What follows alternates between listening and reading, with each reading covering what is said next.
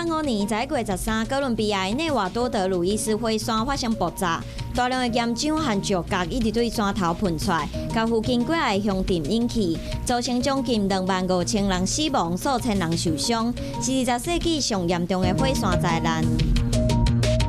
1999年11月13日，当时的日本东京都知事久原慎太郎受新总统李登辉的邀请来台湾访问。久原慎太郎是台日断交以来台湾占据上悬的日本官员，主要探视中部9日以地动灾区提供灾后登记的经验。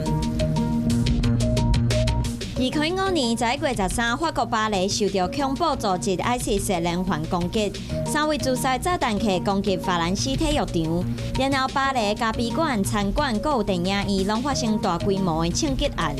总共造成137个人死亡。ISIS 讲，这是为着保护法国伫叙利亚和伊拉克的空袭。